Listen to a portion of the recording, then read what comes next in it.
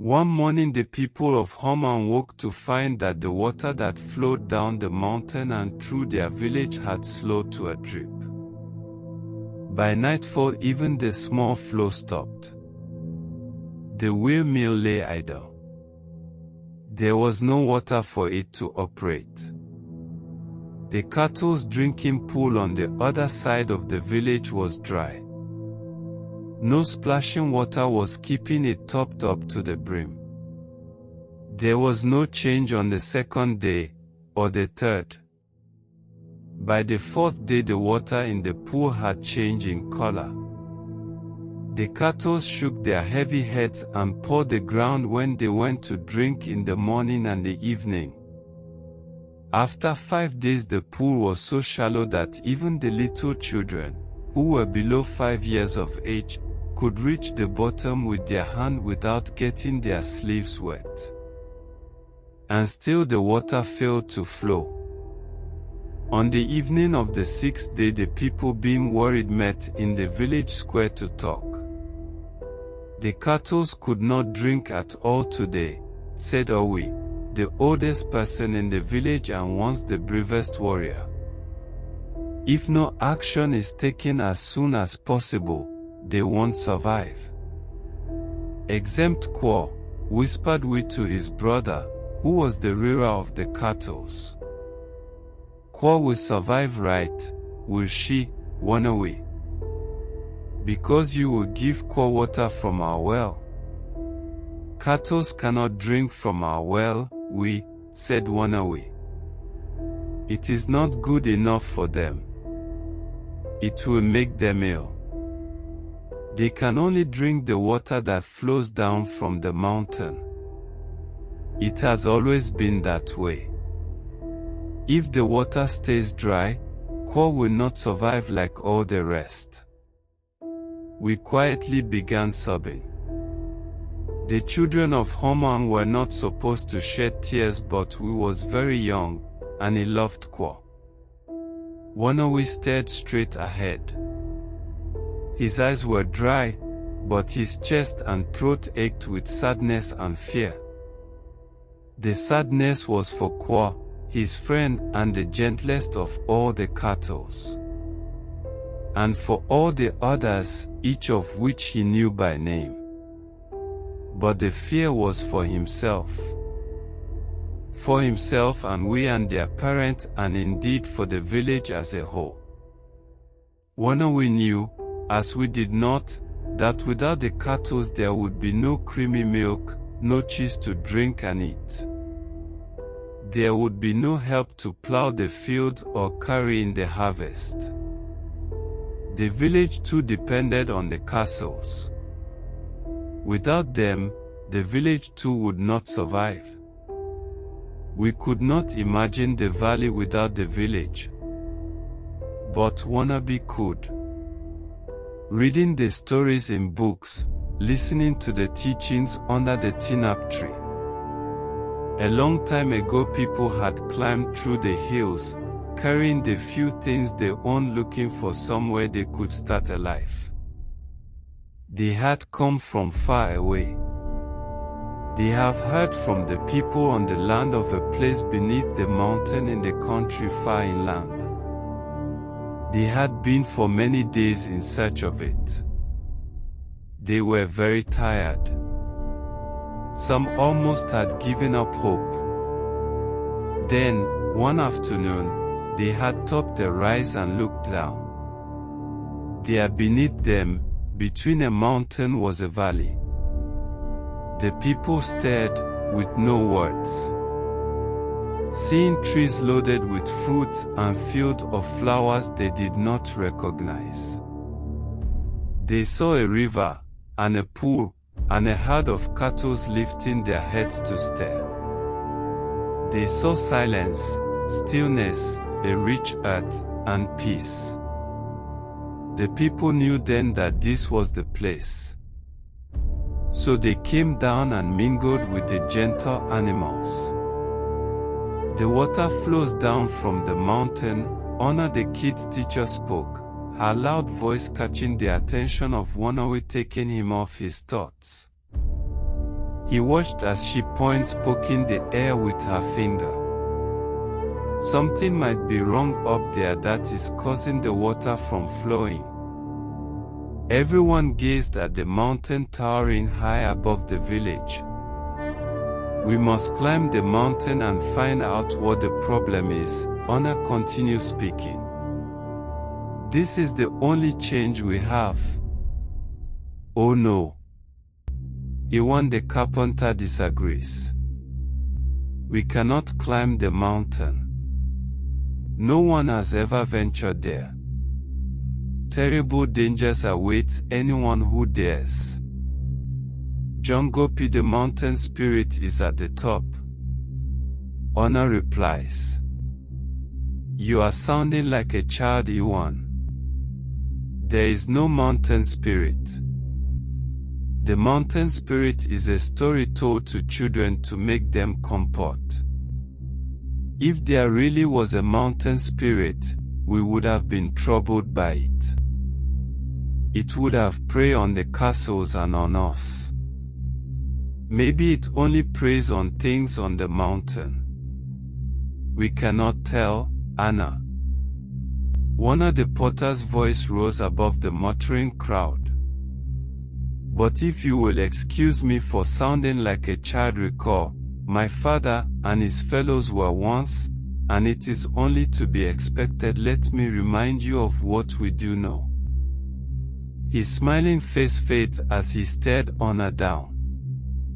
We do know that we hear strange sounds and voices almost every night and morning. Anna rolled her eyes, but Wanawi shivered. Tending the cattle in the cold and dark mornings and in the evening when the sun had slipped behind the mountain, he had heard the sounds of Jongopi the mountain spirit. He had seen a cattle disappear, and sometimes the cattle would be acting in a strange way, moving restlessly around the field. Even common when Jongopi's strange sounds are heard, and when he tries to calm her down, he would feel her nerves jumping under her soft fur. He suddenly realized something no one else seemed to have thought of. He must say something. Nervously he stood on his feet. The villagers curiously staring at him. What could the boy Wanawi, the carer of the cattle, have to say? The strange sounds and voices has not been heard since the water stopped flowing, said Wanawi. Not in the mornings, and not at night. He loudly spoke, but his voice sounded small in the silence. He sank back to his place. Is this so? Alu looking around the circle. Is the boy mistaken? No, he is not, Anna slowly said. I now remember. Indeed, there has been no sounds from the mountain for days. She slowly lifted her head. So I am right. Something might be wrong high above us. I have told you what we must do. But we cannot do that, Iwan insisted. The mountain is too steep, too dangerous. We cannot climb it that easily. Has anyone ever tried? Inquired Alu. Yes, said short Aba, the dyer of cloth. Longer time ago some people did climb the mountain to look for new fruits. But no one ever came back. After that, the people of Homand heeded the warning and left the mountain alone. You see, Wana burst out. If we climb the mountain, we might not return. But, Wana, shouted Anna.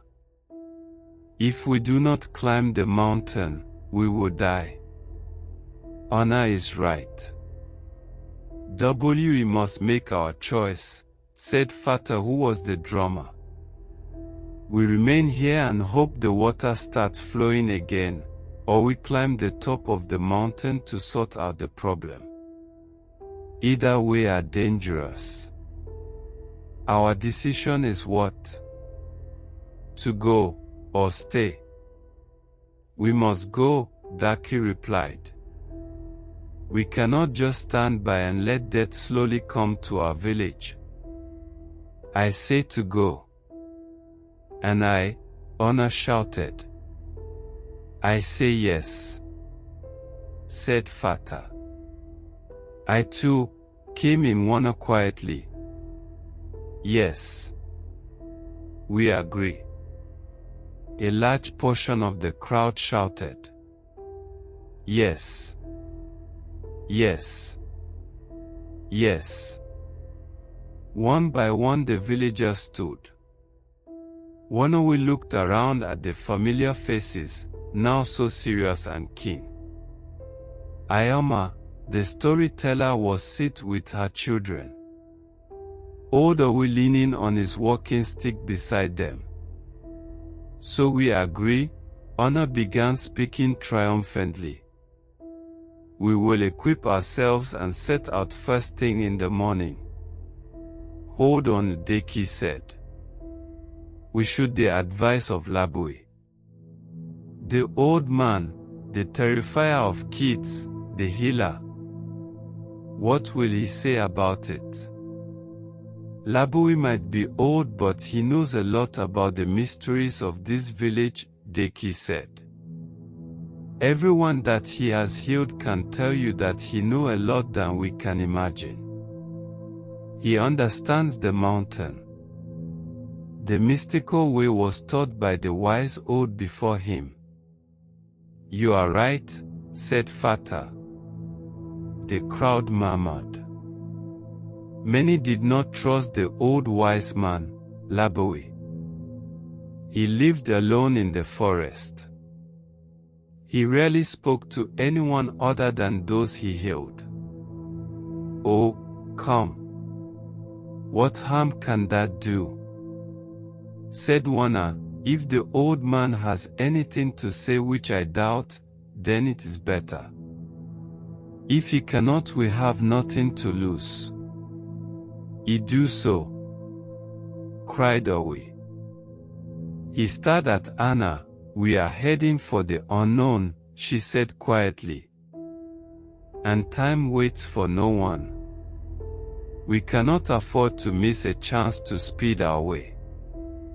Who knows Labawhy? I know him, said Fata.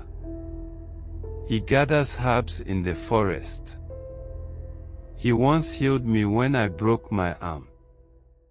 His calm-looking face and dark eyes I will never forget. Then you can go and ask him a favor, said Honor.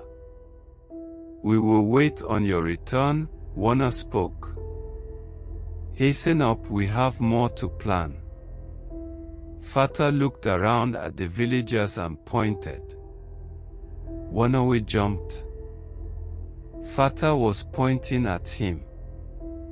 Young Wanawi, Fata called, run to the storehouse and bring some milk, the freshest of them all, and bring it to us at Labawhy's hut. Labawhy is fond of good things. Wanawi stared, and did not move. He was terrified of Labawhy. He quietly walked away through the crowd.